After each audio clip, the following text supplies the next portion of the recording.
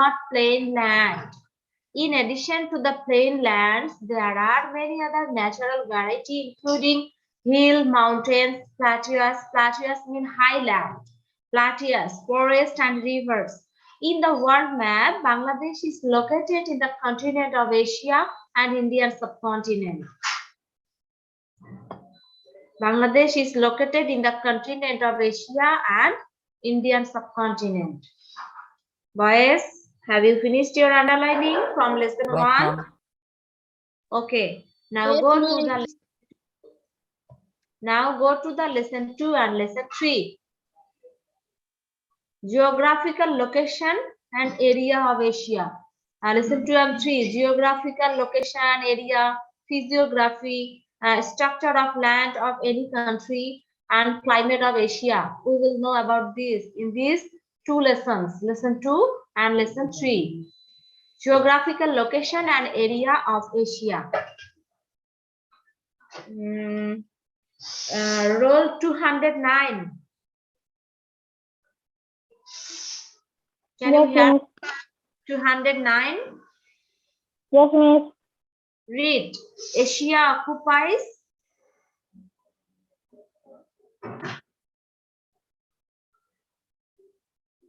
(209). Start to read.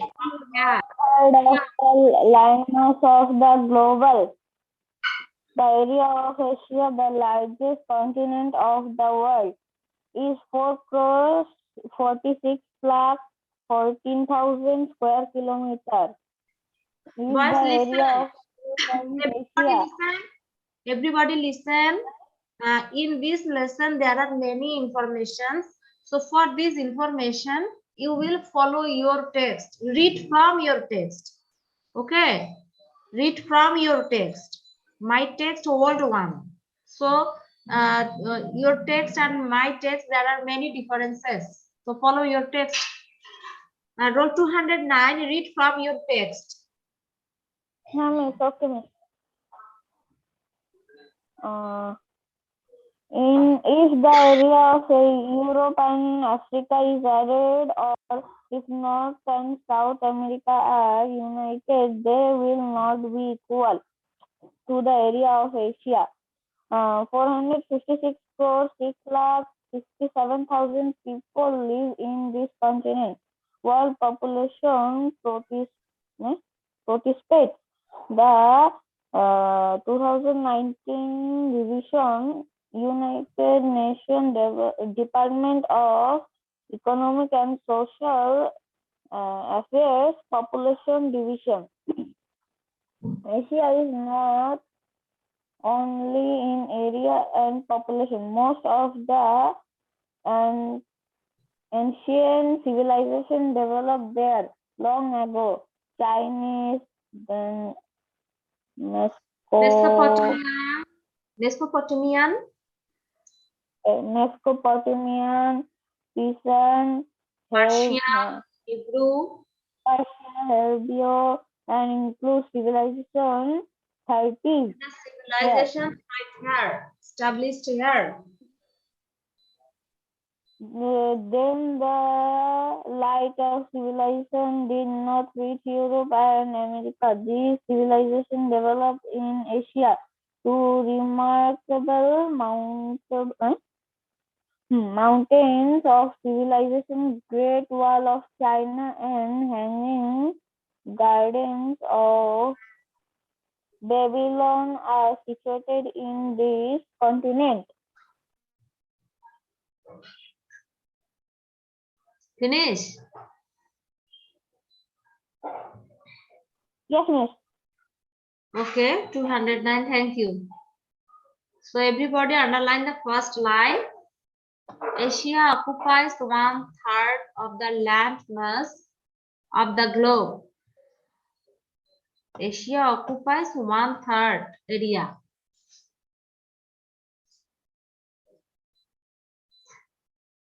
The area of Asia, the largest continent of the world, is 4,40,14,000 square kilometers.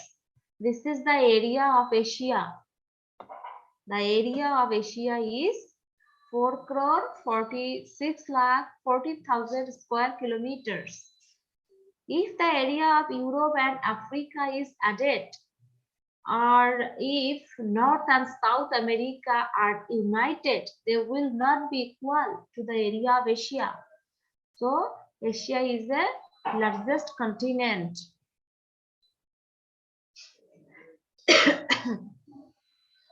uh, 456 crore 6 lakh and 67,000 people. Follow your text, boys. For this information, follow your text. 56 crore in your text. 56 crore, boys. Yes, underline. 50 from your text, underline. 56 456 crore 6 lakh 67,000 people live in this continent. Follow your text. I say again and again, follow your text. Asia is not only large in area and population, most of the ancient civilization developed here. Long ago, Chinese, Mesopotamia, Persian, Hebrew, and Indus civilization thrived here. That means established here. Established in Asia. When the light of the civilization did not reach Europe and America, civilization developed in Asia. Two remarkable monuments of civilization: the Great Wall of China and Hanging Garden of Babylon are situated in this continent. Two remarkable monuments: the Great Wall of China and Hanging Garden of Babylon are situated in which continent? Are situated in Asia continent. Okay. Now go to the next page, page number 24. Physiography.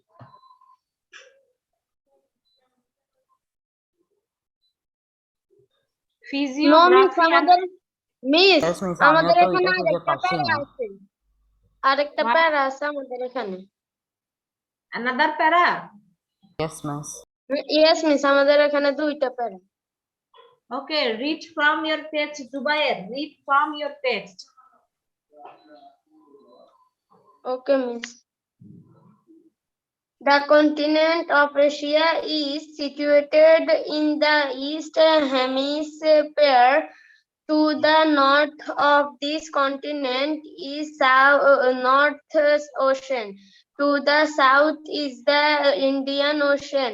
To the east in the Pacific Ocean. To the southwest in the Red Sea and the continent of Africa. And to the west is the Mediterranean Sea.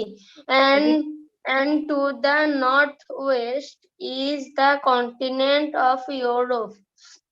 The Ural, the Yangtze, the Yangtze, the Huanghe, the Euphrates, the Tigris, the Ganges, the Fodda, the Jamuna, the Sindh, and the Brahmaputra. Yangtze of China is the longest river of the world. It is 6,300 kilometers long. Okay. So from that para you can find out many informations. So underline in your text. Okay. You can underline the important line in your text. So now look at the physiography and climate. Physiography and climate. Physiography means structure of land. physiography and climate. Roll 200. Any question? Roll 200.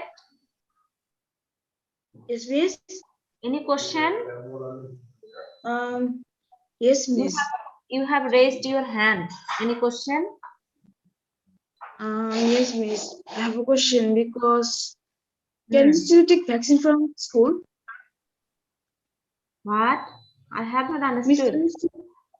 can we still take vaccine from school? I have not understood. Your talking is not clear.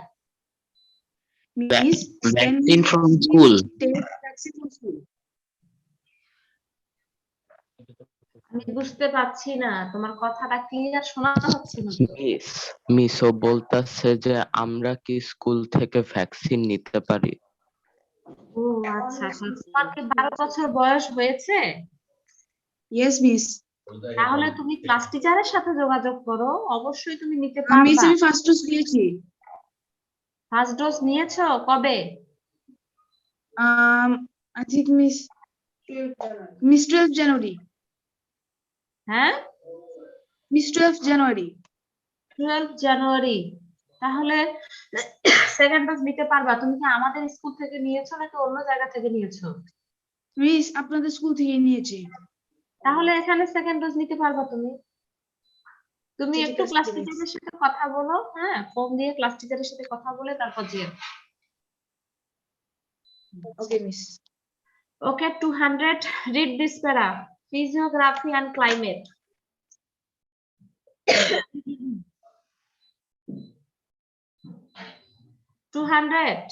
Read. Yes, miss. Read this para. Physiography and climate. Okay. Miss, physiography and of Asia is full of variety. Nearly 1/3 of area of this continent is plain land. To the north, there is an ice-covered area. Siberia and hot deserts are to the west of it. There is lower riparian plain land to the south and southeast direction. Besides, among the physical features, Igneous Island to the east is remarkable. The biggest lagoon of the world, Captain Sea, is also situated in this continent. 7 of the big rivers of this world flow through this continent. Again, it has the world's highest mountain peak, Mount Everest, which is 8,850 meters high. The peak is named Everest after the name of Sir George Everest, who was the chief of British India Survey Department. But its height was measured by one Bengali named Radhanath Sikdar. These mountains and the nearby mountains remain covered with snow all the year around. Tenzing Sherpa of Nepal and Edmund Hillary of New Zealand first ascended the peak of Mount Everest in 1953. Musa Ibrahim, M.A. Mohid, Nishat Mujumdar, Wasfiya Nazrul of Bangladesh also ascended the peak of Mount Everest. The climate of Asia is full of variety. Tropical climate prevails on the longitudinal line within 10° north and south of the equator. Excessive heat and rainfall throughout the year are features of this climate. Rain abundant summer and rainless winter is the main feature of monsoon climate. South and Southeast Asian India, Bangladesh, Sri Lanka, Myanmar, Thailand, Laos, Philippines, southern part of China and Japan are included in monsoon climate. Drought and difference of temperature have created desert areas in the Middle Asia. Okay, thank you. Underline this line, boys.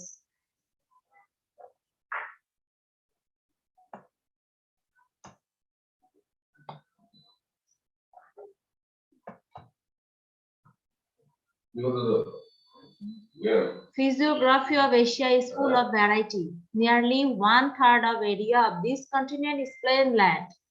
To the north, there is an ice-covered area. Siberia and hot desert are to the west of it.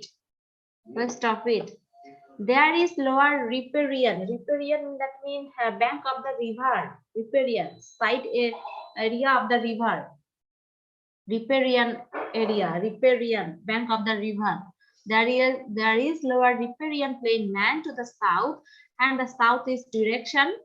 Besides, among the physical features, Agneas Island east to the east is remarkable. The biggest lagoon, the lake, like a lake, the biggest lagoon of the world, Caspian Sea, is also situated in this continent. Seven of the big rivers of the world flow through this continent. It has the world's highest mountain peak, Mount Everest, which is 8,850 meters high. The peak is named Everest after the name of Sir George Everest, who was the chief of British India Survey Department. But its height was measured by one Bengali named Radhanath Sikdar. These mountains and the nearby mountains remain covered with snow all over the year round. Tenzing Sherpa of Nepal and Edmund Hillary of New Zealand first ascended means first reached the peak of the Mount Everest in 1953. Musa Ibrahim, M.M. Muhid, Nishat Majumdar, Wasfia Nazreen of Bangladesh also ascended the peak of the Mount Everest. Ma'am time অনেক কম, আমাদের SW টা কি হবে?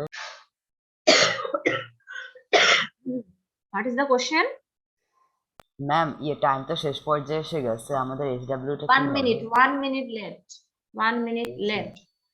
So I will talk about this topic in the next class.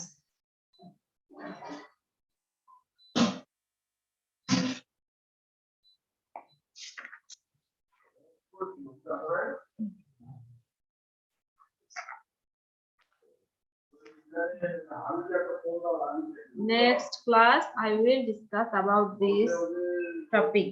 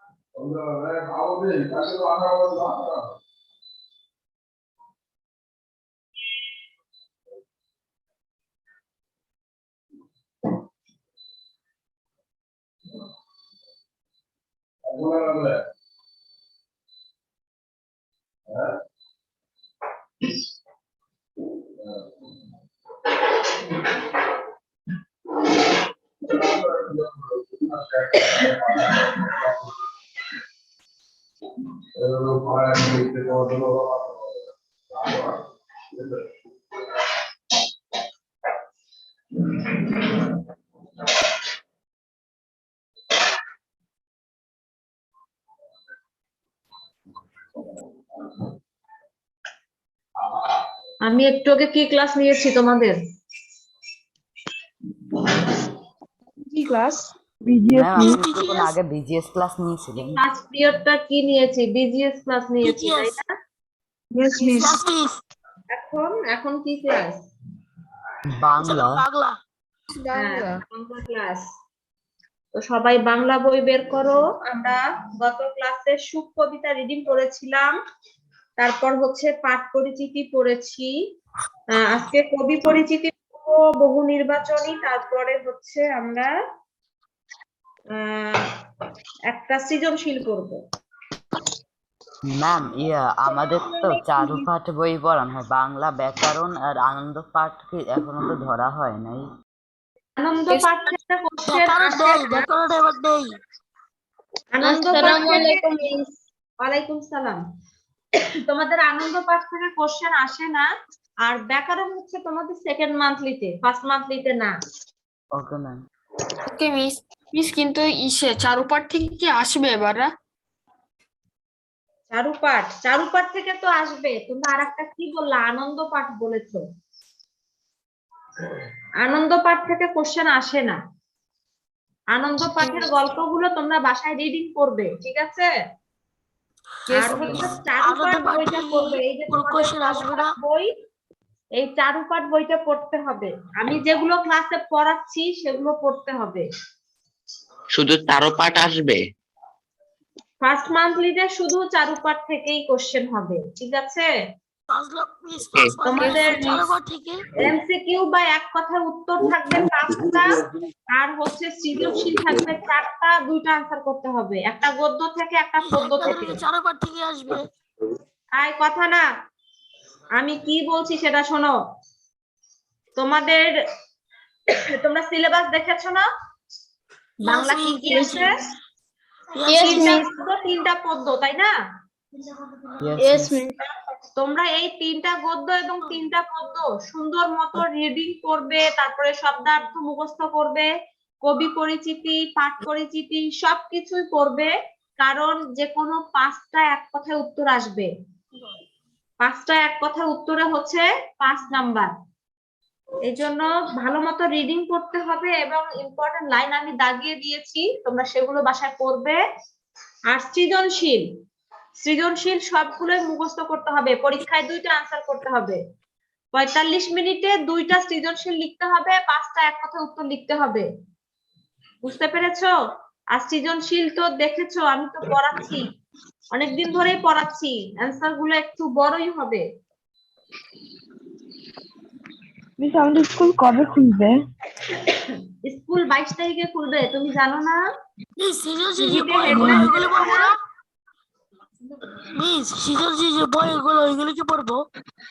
সৃজনশীল আমি যেগুলো পড়াচ্ছি এবং বইয়ে যেগুলো আছে সেগুলো পড়তে হবে, মুখস্থ করতে হবে।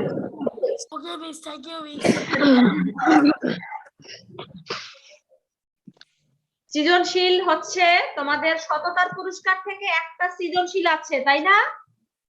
Yes miss. তারপর হচ্ছে মিনু থেকে একটা আছে, তাই না? Yes miss. মিনু থেকে একটা, আর নীল নদ পিরামিডের দেশ থেকে কয়টা আছে? নীল নদ আর পিরামিডের দেশে কয়টা আছে সৃজনশীল? দেখো তো তোমাদের বইয়ে, একটু দেখে আমাকে বলো। জুবায়ের আচুক আছে? জুবায়ের? Yes miss. নীল নদ আর পিরামিডের দেশ, এখানে কয়টা সৃজনশীল আছে দেখো তো? দুইটা সৃজনশীল মিস। হ্যাঁ, তাহলে তোমাদের দুই- গদ্য থেকে 4টা সৃজনশীল মুখস্থ করতে হবে। কাবুলিওয়ালা থেকে একটা, তারপর হচ্ছে মিনু থেকে একটা, আর হচ্ছে নীল নদ ও পিরামিডের দেশ থেকে 2টা সৃজনশীল করতে হবে। মানে গদ্য থেকে টোটাল 4টা সৃজনশীল মুখস্থ করতে হবে। আর পদ্য থেকে আমরা জন্মভূমি কবিতায় একটা সৃজনশীল করেছি। তারপরে সুখ কবিতায় কয়টা সৃজনশীল আছে তোমাদের বইয়ে দেখো তো, সুখ কবিতা বের করো। কবিতা মিস দুইটা। সুখ কবিতায় 2টা সৃজনশীল আছে। তারপরে মানুষ জাতি কবিতায় কয়টা আছে? একটা। তো তোমাদেরকে টোটাল 8টা সৃজনশীল মুখস্থ করতে হবে। গদ্য থেকে 4টা, পদ্য থেকে 4টা, টোটাল 8টা সৃজনশীল মুখস্থ করতে হবে। পরীক্ষায় আসবে 4টা, যে কোনো 2টা তোমাদেরকে লিখতে হবে, একটা গদ্য থেকে একটা পদ্য থেকে। বুঝতে পেরেছো? মিস আমাদের যেন করে পরীক্ষায় কি আমাদের উপরে এরকম একটা প্যাসেজ দিয়ে দিবে? হ্যাঁ, এরকম থাকবে। এটাকে বলে উদ্দীপক। বাংলায় এটাকে বলে উদ্দীপক, আর ইংলিশে বলে স্টেম। ঠিক আছে, এরকম একটা প্যাসেজ থাকবে। এটাকে প্যাসেজ বলবে না, এটাকে বলবে উদ্দীপক। বাংলায় এটাকে উদ্দীপক বলে। এরকম একটা উদ্দীপক থাকবে, এবং সেটা দেখে বুঝে তোমাদের প্রশ্নের উত্তর লিখতে হবে।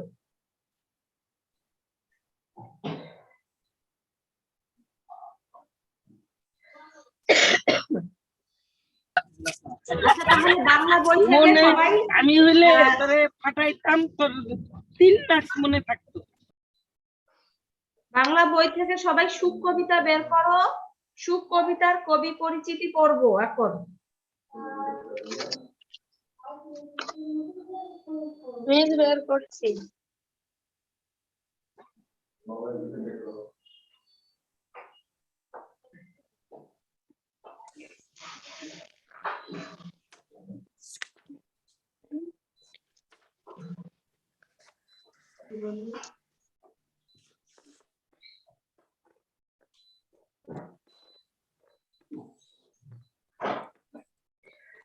সুখ কবিতার কবি পরিচিতি বের করো। তারপর হচ্ছে বহু নির্বাচনী দেখবো, তারপর সৃজনশীল 1 নাম্বারটা দেখবো, 2 নাম্বারটা এর পরের ক্লাসে আলোচনা করব। একদিনে একটা সৃজনশীল আলোচনা করি, 2টা সৃজনশীল আলোচনা করলে তোমাদের উত্তরগুলো বুঝতে সমস্যা হয়ে যাবে।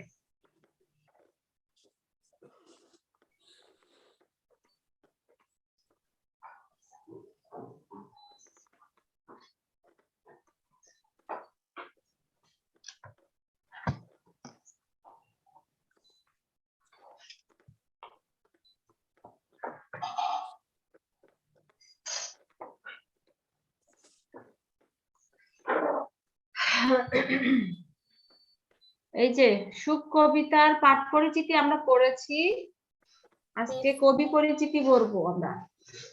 সুখ কবিতার কবি পরিচিতি বের করো।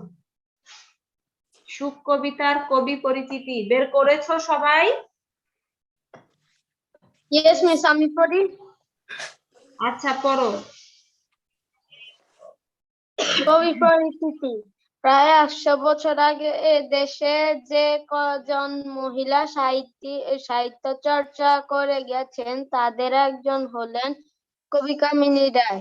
এক সময় তিনি জনৈক বঙ্গ মহিলা ছদ্মনামে লিখতেন। তার কবিতা সহজ সরল, মানবিক ও উপদেশমূলক। তার কবিতায় জীবনের মহৎ আদর্শের প্রতি গভীর অনুরাগের পরিচয় আছে। মাত্র 15 বছর বয়সে তিনি আলো ছায়া নামে একটি কাব্যগ্রন্থ রচনা করেছিলেন। সুখ কবিতাটি ওই কাব্যগ্রন্থেরই অন্তর্ভুক্ত। তার অন্যান্য উল্লেখযোগ্য গ্রন্থ হচ্ছে নির্মাল্য, অশোক, সঙ্গীত, দীপ ও ধূপ ও জীবন পথে। কবিতা ছাড়াও কামিনী রায় গল্প, নাটক ও জীবনী গ্রন্থ রচনা করেছেন। সাহিত্য সাধনার স্বীকৃতি হিসেবে তিনি কলকাতায় বিশ্ববিদ্যালয়ের জগত্তারিণী পদকে সম্মানিত হন। কামিনী রায়ের জন্ম 1864 খ্রিস্টাব্দে বেকারগঞ্জ বর্তমান বরিশাল জেলার বাসন্ডা গ্রামে এবং মৃত্যু কলকাতা 1933 খ্রিস্টাব্দে। আচ্ছা, ঠিক আছে। তাহলে এই হচ্ছে কবি পরিচিতি। এখানে বেশ কিছু তথ্য আছে, এগুলো তোমাদেরকে মুখস্থ করতে হবে এক কথায় এক কথা প্রশ্ন উত্তরের জন্য অথবা নৈবেত্তিকের জন্য, বহু নির্বাচনী প্রশ্নের জন্য। যারা দেরি করে এসেছো তারা সুখ কবিতার কবি পরিচিতিটা বের করো। যারা দেরি করে এসেছো সুখ কবিতার কবি পরিচিতি বের করো। প্রায় 100 বছর আগে এদেশে যে কজন মহিলা সাহিত্য চর্চা করে গেছেন তাদের একজন হলেন কবি কামিনী রায়। এক সময় তিনি জনৈক বঙ্গ মহিলা ছদ্মনামে লিখতেন। তাহলে এখানে একটা প্রশ্ন, কামিনী রায় কি ছদ্মনামে লিখতেন? কামিনী রায় জনৈক বঙ্গ মহিলা ছদ্মনামে লিখতেন। ঠিক আছে, এটা হচ্ছে তার ছদ্মনাম। প্রশ্ন আসতে পারে জনৈক বঙ্গ মহিলা কার ছদ্মনাম, অথবা কামিনী রায় কি ছদ্মনামে লিখতেন। ঠিক আছে, দুই রকম ভাবে কোশ্চেনটা আসতে পারে। তার কবিতা সহজ সরল মানবিক ও উপদেশমূলক। তার কবিতায় জীবনের মহৎ আদর্শের প্রতি গভীর অনুরাগের পরিচয় আছে। মাত্র 15 বছর বয়সে তিনি আলো ও ছায়া নামে একটি কাব্যগ্রন্থ রচনা করেছিলেন। এটা কোশ্চেন বিভিন্ন ভাবে আসতে পারে। কামিনী রায় কত বছর বয়সে আলো ও ছায়া কাব্যগ্রন্থ রচনা করেছিলেন, অথবা কামিনী রায় 15 বছর বয়সে, মাত্র 15 বছর বয়সে কি কাব্যগ্রন্থ রচনা করেছিলেন? আলো ও ছায়া। আলো ও ছায়া দুই ভাবে আসতে পারে। ঠিক আছে, সুখ কবিতাটি ওই কাব্যগ্রন্থেরই অন্তর্গত। তাহলে সুখ কবিতা কোন কাব্যগ্রন্থের অন্তর্গত? আলো ও ছায়া। আলো ও ছায়া। আলো ও ছায়া। সুখ কবিতা লিখেছেন কামিনী রায়। সুখ কবিতাটি কোন কাব্যগ্রন্থের অন্তর্গত? আলো ও ছায়া। আলো ও ছায়া। ঠিক আছে, তার অন্যান্য উল্লেখযোগ্য গ্রন্থ হচ্ছে নির্মাল্য, অশোক সঙ্গীত, দ্বীপ ও ধূপ ও জীবন পথে। এগুলো হচ্ছে কামিনী রায়ের উল্লেখযোগ্য গ্রন্থ। প্রশ্ন আসতে পারে নির্মাল্য কার গ্রন্থ, অথবা আসতে পারে কামিনী রায়ের একটি গ্রন্থের নাম লিখো। তাহলে গ্রন্থের নামগুলো মুখস্থ করতে হবে। নির্মাল্য, অশোক সঙ্গীত, দ্বীপ ও ধূপ, জীবন পথে, এগুলো হচ্ছে কামিনী রায়ের উল্লেখযোগ্য গ্রন্থ। কবিতা ছাড়াও কামিনী রায় গল্প, নাটক ও জীবনী গ্রন্থ রচনা করেছেন। সাহিত্য সাধনার স্বীকৃতি হিসেবে তিনি কলকাতা বিশ্ববিদ্যালয় থেকে জগত্তারিণী পদকে সম্মানিত হন। তাকে কোন বিশ্ববিদ্যালয় জগত্তারিণী পদক দেয়? কোন বিশ্ববিদ্যালয়? কলকাতা বিশ্ববিদ্যালয়। তারপরে হচ্ছে আবার আসতে পারে প্রশ্ন, কলকাতা বিশ্ববিদ্যালয় কামিনী রায়কে কি পদকে সম্মানিত করেছিল? জগত্তারিণী পদক। হ্যাঁ, তো এই তথ্যগুলো তোমাদেরকে মুখস্থ করতে হবে। কামিনী রায়ের জন্ম কত সালে? কামিনী রায়ের জন্ম 1964 সালে বাখরগঞ্জ বর্তমান বরিশাল। তাহলে বাখরগঞ্জ বর্তমান কোন বিভাগের নাম? বরিশাল। বাখরগঞ্জ বর্তমান বরিশাল। মৃত্যু কলকাতায় 1933 খ্রিস্টাব্দে। তো এই লাইনগুলো সবাই দাগিয়ে নাও। খুবই খুবই গুরুত্বপূর্ণ তথ্য, সবাই দাগিয়ে নাও। এগুলো তো এমসিকিউ তে আসবে। এমসিকিউ অথবা এক কথায় উত্তর। তোমাদের ফার্স্ট মান্থলি পরীক্ষায় হয় এক কথায় উত্তর থাকবে, না হয় এমসিকিউ থাকবে, যে কোনো একটা। এক কথায় উত্তর যদি আসে তাহলে উত্তর লেখার সময় বানান ঠিক থাকতে হবে। বানান যদি ভুল করো একেবারে কেটে দিবে, কোনো নাম্বার পাবে না বানান ভুল করলে। এজন্য বাসায় বারবার লিখবে, প্র্যাকটিস করবে বাংলা।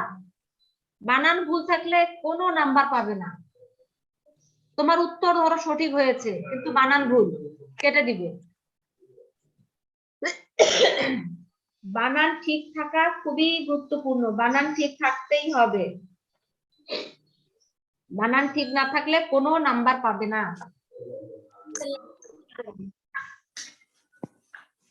সবাই দাগিয়ে নাও এই লাইনগুলো, সুন্দর করে ম্যাম দাগিয়ে নাও। দাগিয়েছি। বাসায় কি পড়ালেখা করছো নাকি শুধু অনলাইন ক্লাসই করো তোমরা? ম্যাম পড়ছি। হ্যাঁ, বাসায় পড়ালেখা করছে। আমি যেদিন পড়াগুলো পড়াই সেগুলো তোমরা বাসায় সেদিন রাতেই কমপ্লিট করে নিবে। যেমন আজকে বাংলার বিজনেস করেছি, পড়িয়েছি আমি, তো তোমরা আজকে বাংলার বিজনেস করে ফেলবে। আমি এগুলো দাগাই দিচ্ছি, একটু পরে একটা সৃজনশীল আলোচনা করবো। তো ওই সৃজনশীলটা তোমরা বাসায় মুখস্থ করে ফেলবে। এটা দাগানো শেষ সবার? Yes ma'am. প্রশ্ন বের করো, তার মানে এমসিকিউ। ইংলিশে হচ্ছে তোমাদের এমসিকিউ, আর বাংলায় বলে বহু নির্বাচনী প্রশ্ন। বের করো সবাই প্রশ্নের উত্তরগুলো, সবাই একটু তোমরা আমাকে বলবে কোনটা সঠিক উত্তর হতে পারে। 1 নম্বর প্রশ্নটা দেখো, কে সুখ লাভ যে উপকার করবে, নামে জয়ী হবে, যে আত্মসচেতন হয়ে উঠবে, যে বীরত্বের সঙ্গে যুদ্ধ করবে। কি হবে সঠিক উত্তর? যে উপকার করবে। কি হবে? কে সুখ লাভ করবে? যে উপকার করবে। যে উপকার করবে। সবাই বলছো যে উপকার করবে, কিন্তু আমার তো মনে হচ্ছে না যে এটা সঠিক উত্তর। আমার মনে হচ্ছে যে জীবন সংগ্রামে জয়ী হবে, যে জীবন সংগ্রামে জয়ী হবে সেটা হচ্ছে সঠিক উত্তর। কে সুখ লাভ করবে? যে জীবন সংগ্রামে জয়ী হবে। ঠিক আছে, তারপরে 2 নাম্বার প্রশ্নটা দেখো, মনের কষ্ট বৃদ্ধি করে, মানে মনের কষ্ট বাড়িয়ে দেয়। বৃদ্ধি করে মানে কি? বাড়িয়ে দেওয়া। কষ্ট বৃদ্ধি পায় সুখের জন্য কাঁদলে, সুখ নিয়ে ভাবলে, নিজেকে নিয়ে ব্যস্ত থাকলে। কি হবে ঘ বলো? নাম্বার ম্যাম, ঘ নিজেকে নিয়ে ব্যস্ত থাকলে। একটা প্রশ্ন আছে, নিজেকে নিয়ে ব্যস্ত থাকলে। নিজের কোনটি সঠিক? ম্যাম ঘ নিজেকে নাম্বার। নিয়ে ব্যস্ত থাকলে। নাকি 1 2 3? কি হবে বলো তো? মনের কষ্ট বৃদ্ধি পায়। ঘ নাম্বার। ক নাম্বার। অপশন গ। তিনটাই, সুখের জন্য কাঁদলে, সুখ নিয়ে ভাবলে, নিজেকে নিয়ে ব্যস্ত থাকলে। এই 3টা জিনিস করলে মানুষের মনের কষ্ট বৃদ্ধি পায়। ঠিক আছে, তারপরে তোমরা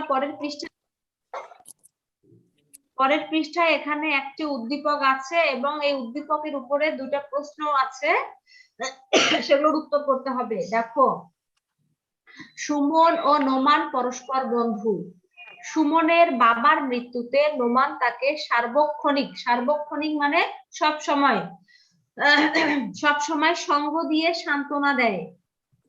সাধ্যমতো সুমনকে সে আর্থিকভাবেও সাহায্য করে। সুমনের সমস্যাকে নোমান নিজের সমস্যাই মনে করে। 3 নাম্বার প্রশ্ন পর দেখো, অনুচ্ছেদটির ভাবের সঙ্গে কোন কবিতার ভাবগত মিল আছে?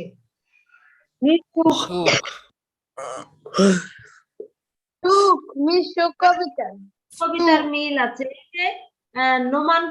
সুমনকে নোমান সাহায্য করছে, এটা কি সাহায্য করার মাধ্যমে তো সুখ পাওয়া যায়। তাহলে 4 নাম্বার প্রশ্নটা দেখো। মিস, হ্যাঁ, আপনি একটু কবি পরিচিতির ওখানে যাবেন?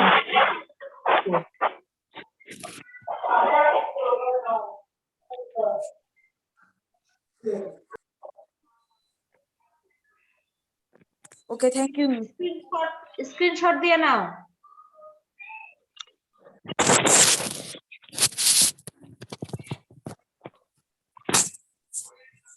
মিস 4 নাম্বার প্রশ্নটা দেখো, উদ্দীপকের ভাবের ইঙ্গিতবাহী চরণ হচ্ছে, মানে এই উদ্দীপকের ভাবটা কবিতার কোন লাইনকে ইঙ্গিত করছে, মানে কোন লাইনকে ইন্ডিকেট করছে। উদ্দীপকের ভাবের ইঙ্গিতবাহী চরণ হচ্ছে বংশে বংশে নাহিক তফাৎ, তারপর হচ্ছে সকলের তরে সকলে আমরা, একযোগ ঠিক আমরা যদি দাঁড়াই সবে রুখে। তাহলে কবিতার কোন লাইনের সাথে ম্যাম এই গ নাম্বার। হ্যাঁ মিস গ গো নাম্বার। নাম্বার। গ হচ্ছে 1 আর 3, বংশে বংশে নাহিক তফাৎ। এটা কি আমাদের কবিতায় আছে এই লাইনটা, বংশে বংশে নাহিক তফাৎ?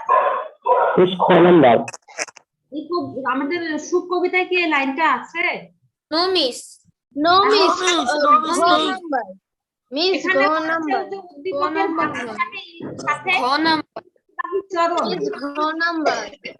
হ্যাঁ ঘ নাম্বার। মিস ঘ নাম্বার। ঘ নাম্বার। সকলের তরে সকলের তলে সকলে আমরা একযোগ। এটা হবে সঠিক উত্তর, কারণ আমাদের কবিতায় এই লাইন, আমরা সুখ কবিতায় এই লাইনটা পড়েছি, সকলের তরে সকলে আমরা।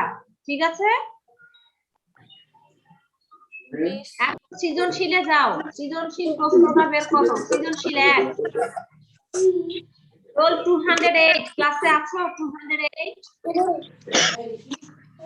Yes, miss. 208 তুমি ক্লাসে আছো? Yes, miss. করো, উদ্দীপকটা রিডিং করো। স্যার মিস 1 নাম্বার থেকে 1 নাম্বারটা, হ্যাঁ 1 নাম্বার উদ্দীপক রিডিং করো।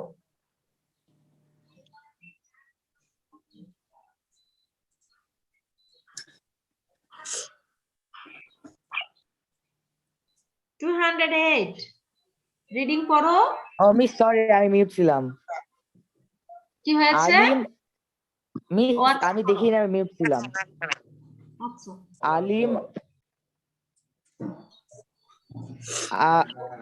আলিম ও জামিল 2 ভাই। প্রবাসে গিয়ে আলিম প্রচুর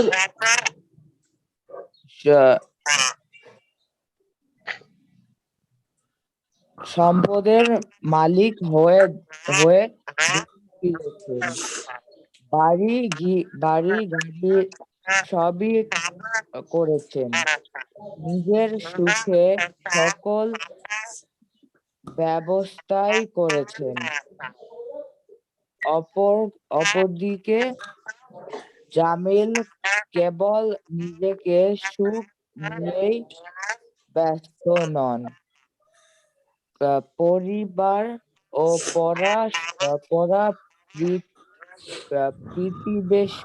প্রতিবেশীর সুখে দুঃখে তিনি এগিয়ে যান। অন্যের উপকার করার সুযোগ পেলে সুখী হন। ঠিক আছে। এটা হচ্ছে উদ্দীপক। উদ্দীপকে দেখো, আলিম ও জামিল 2 ভাই প্রবাসে গিয়ে মানে কি, বিদেশে গিয়ে, প্রবাসে গিয়ে আলিম প্রচুর সম্পদের মালিক হয়ে দেশে ফিরেছেন। বাড়ি সবই করেছেন, নিজের সুখের সকল ব্যবস্থাই করেছেন। অপরদিকে জামিল কেবল নিজের সুখ নিয়েই ব্যস্ত নন, পরিবার ও পাড়া প্রতিবেশীর সুখে দুঃখে তিনি এগিয়ে যান। অন্যের উপকার করার সুযোগ পেলে সুখী হন।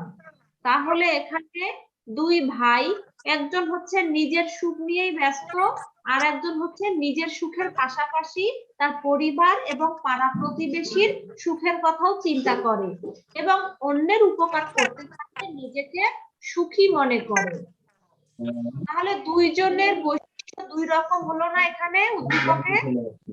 Yes miss. তাই না? Yes miss. আচ্ছা, তাহলে আমরা এই উদ্দীপক থেকে গ আর ঘ প্রশ্নের উত্তর করব, আর ক খ কিন্তু আমাদেরকে মুখস্থ করতে হবে। এখানে ক নাম্বার প্রশ্ন তোমাদেরকে সবসময় 1 লাইনে লিখতে হবে, 1 লাইনে লিখলে তোমরা 1 নাম্বার পাবে। ক নাম্বার প্রশ্নটা দেখো, অবনী শব্দের অর্থ কি? তোমরা কি অবনী শব্দের অর্থ হলো পৃথিবী বা ধরা অথবা জগৎ। তোমরা কি শব্দার্থগুলো বাসায় পড়েছিলে? Yes, miss. Yes ma'am. তোমাদের এই শব্দার্থ থেকে যে কোনো একটা শব্দার্থ তোমাদের সৃজনশীলের ক নাম্বারের প্রশ্নে আসতে পারে। এখানে যেমন দিয়েছে অবনী শব্দের অর্থ কি, কিন্তু পরীক্ষায় যদি দেয় যে রণ শব্দের অর্থ কি, ধারা। অথবা পরীক্ষায় ধরো দিল যে বলি শব্দের অর্থ কি, অথবা দিল সৃজিলা শব্দের অর্থ কি, ক নাম্বার প্রশ্নটা চেঞ্জ হয়। ক খ নাম্বার প্রশ্ন কিন্তু চেঞ্জ হয়, এজন্য তোমাদেরকে ভালো মতো পড়ালেখা করতে হবে বাসায়। ক খ কিন্তু চেঞ্জ হয়। তাহলে আমরা পরীক্ষায় কি লিখবো, যে অবনী শব্দের অর্থ পৃথিবী, এটা এক কথায় এক লাইনে লিখবে, ঠিক আছে? আর বেশি কিছু লেখার দরকার নেই, শুধু এক লাইনে লিখবে অবনী শব্দের অর্থ পৃথিবী, ঠিক আছে? ক নাম্বার প্রশ্ন নিয়ে কারো কোনো সমস্যা আছে? নেই? মিস কোনো সমস্যা নেই। ক নাম্বার প্রশ্ন নিয়ে কারো কোনো সমস্যা নেই। অবনী শব্দের অর্থ পৃথিবী, এটাই হচ্ছে এক লাইনে উত্তর। এখন খ নাম্বার প্রশ্ন। খ নাম্বার প্রশ্ন তোমাদেরকে 4, 5 অথবা 6 লাইনে লিখতে হবে। খ নাম্বার প্রশ্নে হচ্ছে 2 নাম্বার, 2 নাম্বারের জন্য তোমাদেরকে 4, 5, 6 লাইন লিখতে হবে।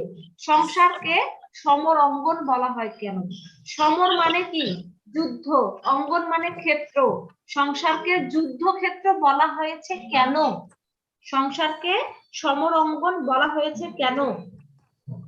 মানব জীবনে সংসারে সংগ্রাম করে বাঁচতে হয় বলে সংসারকে সমর অঙ্গন বলা হয়েছে।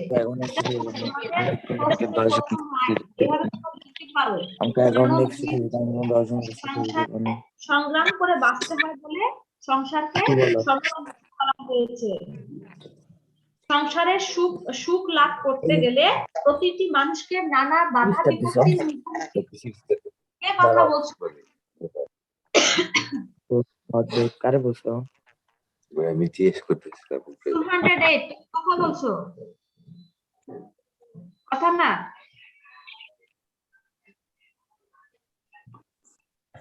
আচ্ছা, সংসারের সুখ লাভ করতে গেলে কি প্রতিটি মানুষকে অনেক বাধা বিপত্তি পেরিয়ে সংগ্রাম করে সুখ লাভ করতে হয়।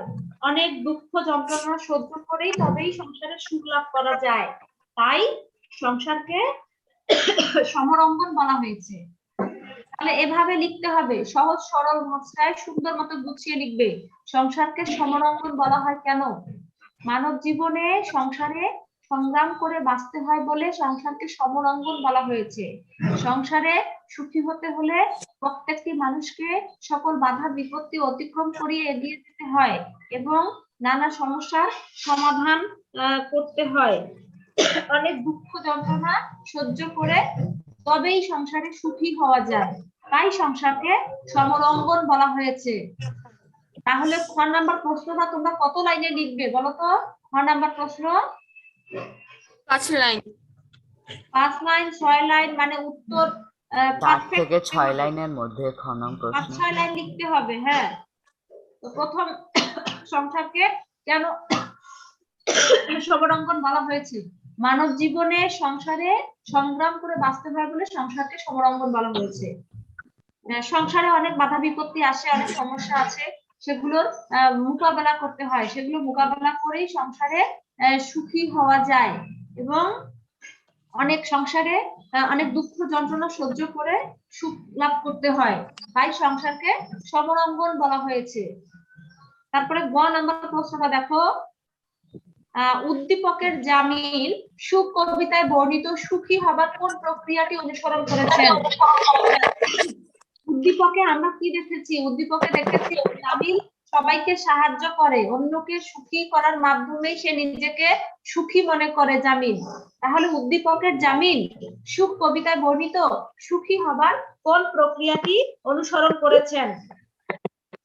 তাহলে তোমরা পুরো প্রশ্ন দেখে লিখে দিবে যে উদ্দীপকের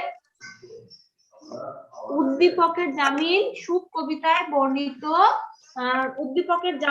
কবিতায় বর্ণিত পরের কল্যাণে আত্মনিবেদনের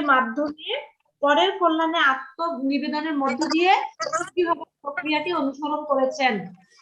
এই যে এখানে তোমরা একটা এক্সট্রা লাইন লিখবে, তারপর এটাই উদ্দীপকের জামিল সুখ কবিতায় বর্ণিত পরের কল্যাণে আত্মনিবেদনের মধ্য দিয়ে সুখী হবার প্রক্রিয়াটি অনুসরণ করেছেন।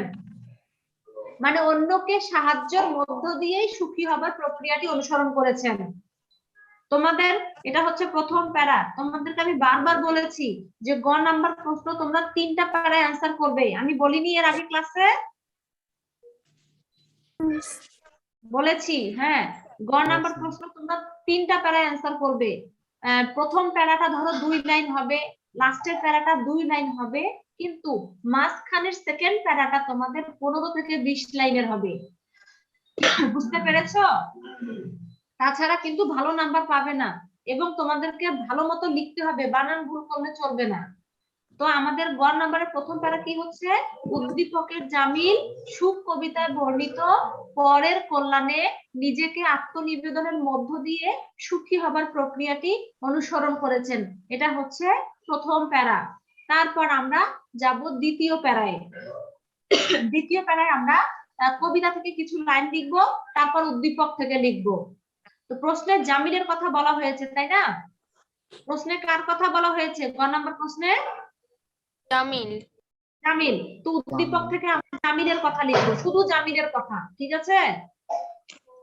তো তোমরা আগে একটু কবিতা থেকে লিখবে, যে কবিতা থেকে লিখবে যে আমরা সুখ কবিতায় আমরা সুখী হবার যে প্রক্রিয়াটি দেখেছি সেটা হচ্ছে অন্যের কল্যাণে নিজেকে নিবেদনের মধ্য দিয়েই সুখ লাভ করা যায়। প্রকৃত সুখী হতে হলে নিজের কল্যাণের পাশাপাশি অন্যের কল্যাণের কথাও চিন্তা করতে হবে, তাহলেই প্রকৃত সুখী হওয়া যাবে। সুখ কবিতায় আমরা এটাই পড়েছি, তাই না? তো সুখ কবিতা তোমরা এটাই, সুখ কবিতা সম্বন্ধে তোমরা এরকম করে গুছিয়ে লিখবে যে সুখ কবিতায় আমরা দেখেছি যে প্রকৃত সুখী হওয়ার জন্য নিজের সুখের পাশাপাশি আমাদের পাড়া প্রতিবেশী অন্যের সুখের কথা চিন্তা করতে হবে, অন্যকে সাহায্যের মাধ্যমে এবং অন্যকে সুখী করার মাধ্যমে নিজের সুখ খুঁজে নিতে হবে। সেটাই হচ্ছে প্রকৃত সুখ। শুধু নিজের সুখের কথা চিন্তা করলে প্রকৃত সুখী হওয়া যায় না। প্রকৃত সুখী হওয়ার জন্য আমাদের আশেপাশের লোকজনদের সুখের কথাও চিন্তা করতে হবে। তোমরা এটা কবিতা থেকে একটু লিখবে, তারপরে লিখবে উদ্দীপক থেকে। যে উদ্দীপকে আমরা দেখেছি আলিম এবং জামিল 2 ভাই, এবং জামিল কেবল নিজের সুখ নিয়ে ব্যস্ত থাকেন না, তিনি তার নিজের সুখের পাশাপাশি তার পাড়া প্রতিবেশীর সুখের কথা চিন্তা করেন এবং অন্যকে উপকার করার মধ্য দিয়ে তিনি উপকার করতে পেলে তিনি নিজেকে সুখী মনে করেন। এভাবে একটু উদ্দীপক থেকে লিখবে। আমার কথা কি তোমরা বুঝতে পারছো আমি কি বলছি? Yes ma'am. হ্যাঁ, তো তোমরা গ নাম্বার প্রশ্নে একটা প্রথম প্যারা লিখবে, দ্বিতীয় প্যারায় তোমরা কবিতা সম্বন্ধে লিখবে। কবিতা